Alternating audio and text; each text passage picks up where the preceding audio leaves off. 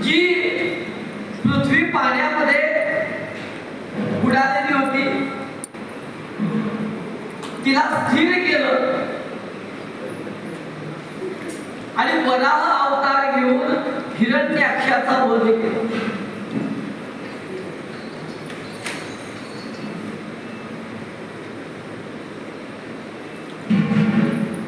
यानंतर भूमंडळाचा विस्तार सांगितला. याचा संदर्भ मूळ भागवतामध्ये पंचम स्कंदामध्ये आलेला आहे आणि त्यानंतर नरकांचंही वर्णन आलेलं आहे. पण मूळ भागवतात मुख्य 21 आणि उप 28 नरक आहे. पण देवी भागवतामध्ये प्रमुख 60 आणि 86 नरकांचं वर्णन केलेलं आहे.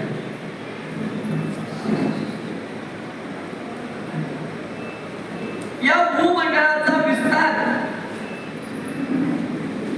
सांगितल्यानंतर पर्वत आणि मेरू पर्वताच्या परिसराचं वर्णन सांगून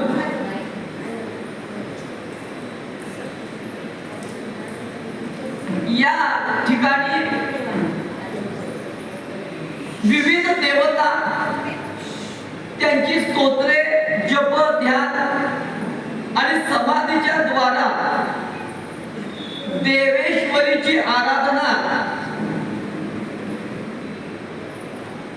केली जाते.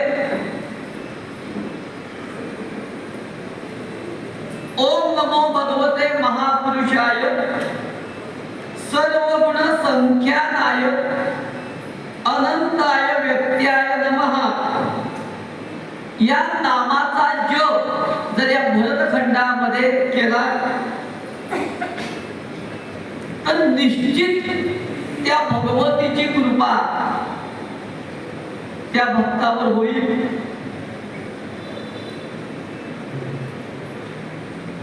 ही भारतभूमी ही पुण्यभूमी आहे.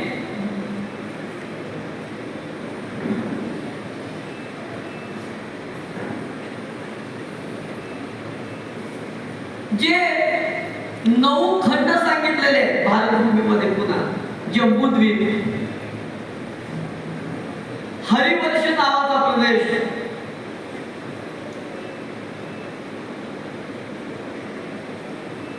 प्रत्येक प्रदेशामध्ये विविध उपासना केल्या जातात.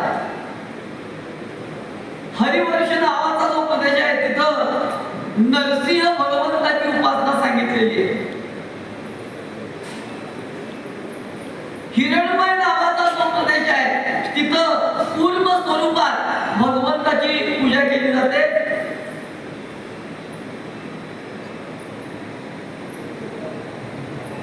या सगळ्या विश्वामध्ये भरतखंड हा श्रेष्ठ आहे. कारण अन्य भूमी, अन्य खंड हे भोग भूमी आहे आणि भारत भूमी ही मोक्ष भूमी आहे. ही भूमी पुण्यभूमी आहे आणि इथं सर्व तीर्थांचा वास आहे. म्हणून हिला पुण्यभूमी म्हटलेलं आहे.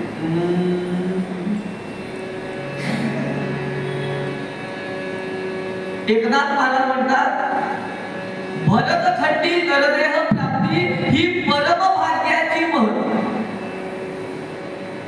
भरतखंडामध्ये जन्म प्राप्त होणं हेच भाग्याचं लक्षण आहे. भाग्यवान कोण आहे? जो भारतात जन्माला येतो तो भाग्यवान आहे. ज्याला नरदेह प्राप्त होतो तो भरतखंडामध्ये प्राप्त होतो तो भाग्यवान आहे. ज्याला कथा श्रवणाचं भाग्य मिळतं तो भाग्यवान आहे.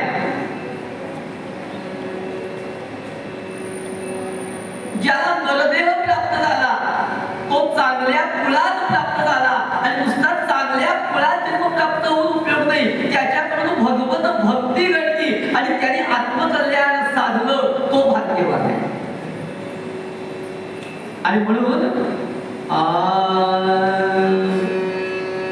पुण्यभूमी माझी पुण्यभूमी माझी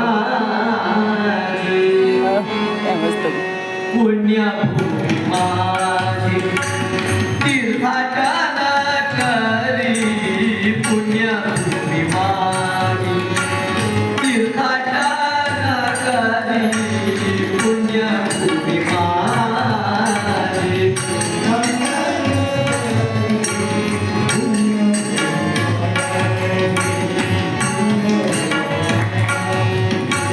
पुण्यभूमी माझी तीर्थाटन करी पुण्यभूमी माझी तीर्थाटन करी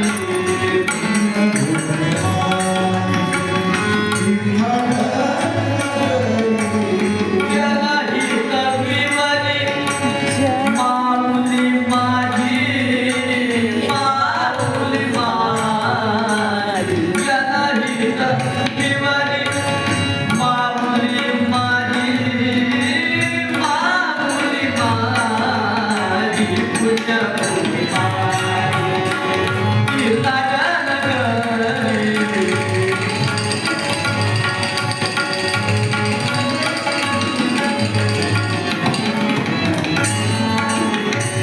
जनहित विवरी माऊली माझी